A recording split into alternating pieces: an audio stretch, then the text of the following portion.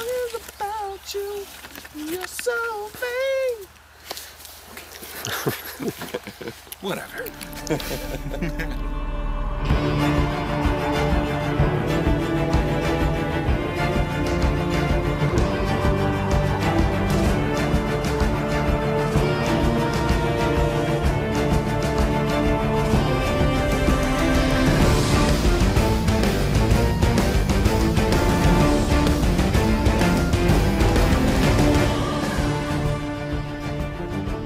We are at the Edgecote Moor, or I guess it's called Danes Moor, by a bridge, which we actually have in the game.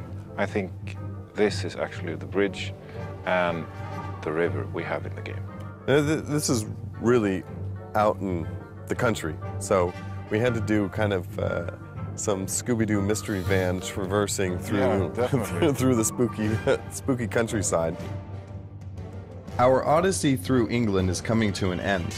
While we have visited several historical places to help us get our game War of the Roses as accurate as possible, it's time for a real challenge: jousting in full plate armor.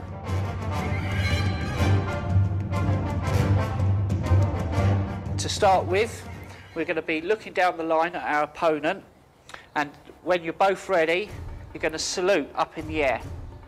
So just go for the salute, back down again, and then you're going to set off into canter, going in a straight line. So you set off into canter, left hand down holding the reins, couch under your arm, elbow tucked in, hand underneath, so you've got control of the lance.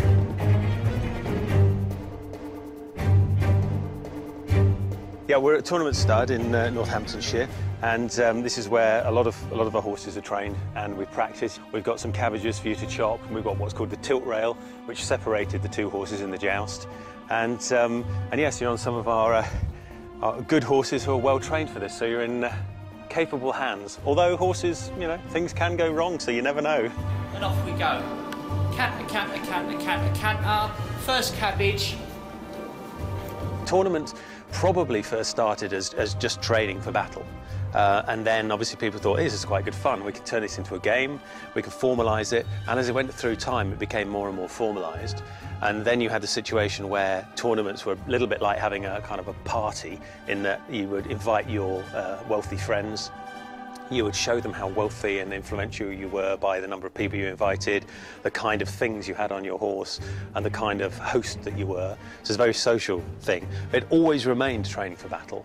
And in the War of the Roses, we've obviously got people are doing tournaments in combat harness with a few modifications for the joust, but not much.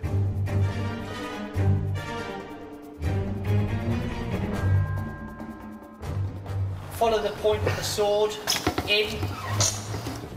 But during the Wars of the Roses, wasn't that quite a brutal time period where there was a lot less chivalry and maybe even a lot less ransoming? And from what we've read, a lot of lords, you know, they lost their life. If they got captured, it was, this is the end of the road. We're putting your head on a spike. Yeah, well, because it's a civil war, yeah, then kind of rules get changed. You know, the rules of chivalry are an ideal to aspire to, but I would imagine that when it comes down to it, they kind of get forgotten quite a lot of the time.